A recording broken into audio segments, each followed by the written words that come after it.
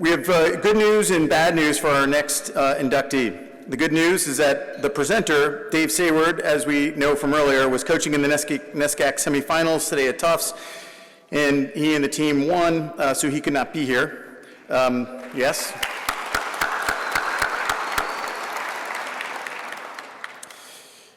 And Ron McEachin, who was Dave's predecessor as the men's soccer coach at Middlebury, also could not be here because of a family commitment. I do have comments to read on their behalf. And also the next inductee, Mike Noonan, also can't be here. Apropos of his induction into the Hall of Fame for his outstanding soccer career, Mike is the head coach of the Clemson men's soccer team, and they have an ACC quarterfinal game versus Duke tomorrow. And I have some comments to share from Dave and Ron, and then Mike's sister, Mary Alma Noonan, will accept on his behalf.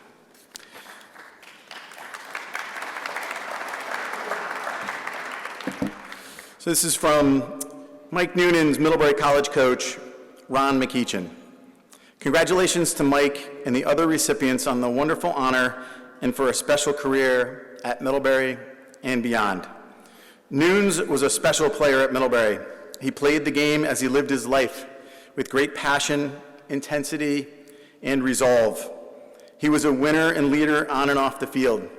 In 45 years as a coach, I've only had 2 or 3 players who brought such a positive influence to every training session and game. His 2 All-American awards and our team's successes are testament to his total dedication and devotion to team and the game of soccer. Congratulations on those achievements, a Hall of Fame career as a coach, and being a great family man. He is like a younger brother to me, and I love him and the man he has become. And from Dave Sayward, obviously Middlebury College's current men's head soccer coach, friend and colleague of Mike Noonan. It was 1982. I was a wide-eyed, innocent new assistant coach at UMass Amherst, and we had a preseason scrimmage against a college called Middlebury. Middlebury, coached at the time by Ron McEachin, was having a short preseason tour of southern New England, with the scrimmage against UMass being their last stop before they headed north. I recall that this group was an athletic, long-haired crew who had a particularly annoying sweeper who never stopped talking and literally kicked anything that moved, which occasionally included the soccer ball. This young sweeper seemed to cover ground effortlessly and had a competitiveness that was apparent for all to see. He has since gone on to be one of the most influential soccer coaches in men's college soccer, now plying his trade in the most competitive soccer conference in the country, in the ACC at Clemson University. Mike Noonan's record and success is clear for all to see. He set the foundations early in his career at Wheaton for their sustained excellence in Division III. He has repeated this level of excellence throughout his coaching journey at the University of New Hampshire, Brown University, and now at Clemson University, taking all of the programs to multiple NCAA bids and conference championships. In 2015, he led Clemson to the NCAA Division I championship game and was awarded the Division I National Coach of the Year. Mike has been a proud and passionate advocate for everything Middlebury. I think Brad Netto and I can attest to that because every communication we have with him is go blue, and I can't wait to get back up there and loving Middlebury. Outstanding soccer player, truly outstanding coach, and a wonderful friend. I want to simply say congratulations to Mike and his family on this fantastic honor, one that is thoroughly deserved and an honor I know he will be very proud of. I would now like to invite Mike's sister, Mary Alma Noonan, to come up to accept the award on Mike's behalf.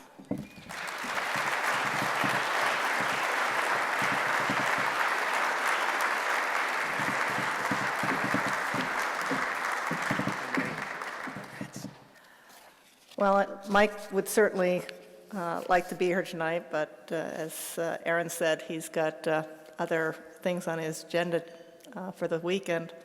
I'm often amazed to realize just how prominent and accomplished my brother is in his field. It was driven home to me a couple years ago when I boarded a flight from DC to Kansas City for the College Cup, and I sat across the aisle from a couple wearing Clemson orange. So, of course, I asked if they were headed to Kansas City for the tournament, and they were very proudly saying, well, our son is on the team. And I said, okay. Well, I introduced myself. And then they spent the better part of the next half hour just praising Mike to the heavens and saying what a great influence he'd had on their son. I expected to hear that they were the parents of one of his starters or something like that. But their son at that point was the third-string goalkeeper, and he hadn't played a single minute all season. He didn't play in Kansas City either.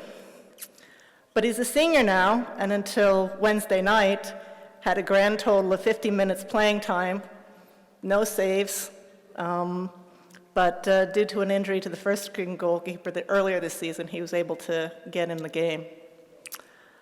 However, he is responsible for Mike not being here this evening, because when he was called on to take the penalty kicks against Syracuse on Wednesday night, he was ready and he did his job, and that's a testament to Mike's philosophy and what a great coach he is.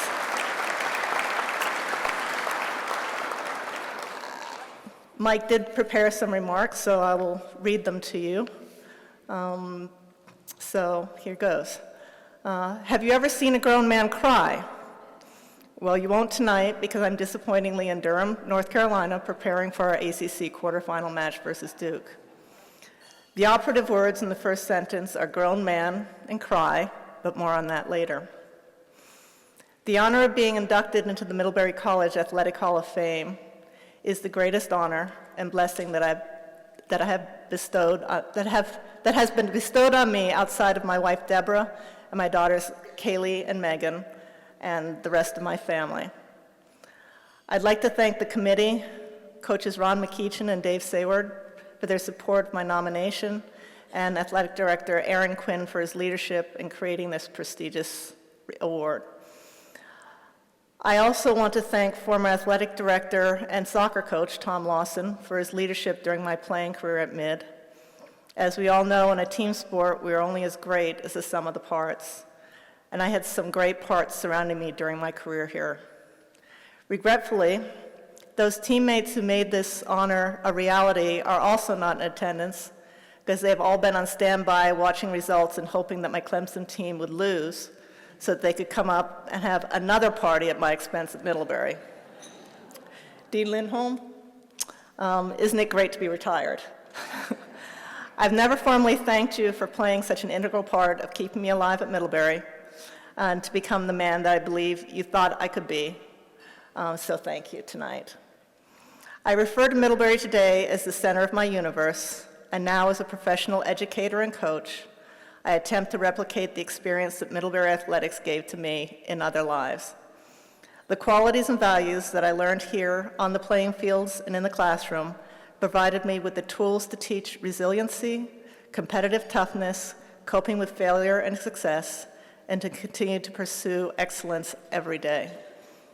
The beauty of my experience at Middlebury was that these values were instilled by Ron McEachin to us daily on the field and supported by Murray Dry's Poli-Sci 101 class, where he taught me about inquisitive debate, to get out of my academic comfort zone, and that life was not about a grade, but about a purpose. Or Michael Krause, who was the cool prof who played on our intramural indoor soccer team, but taught me to find my passion in learning.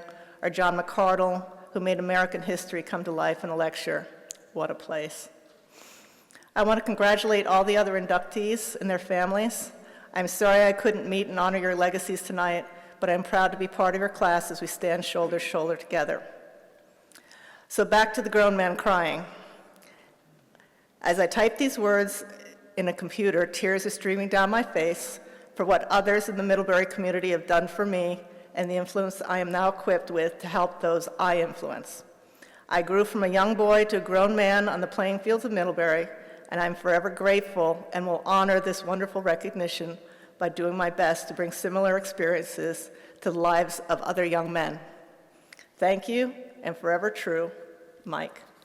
It's so good to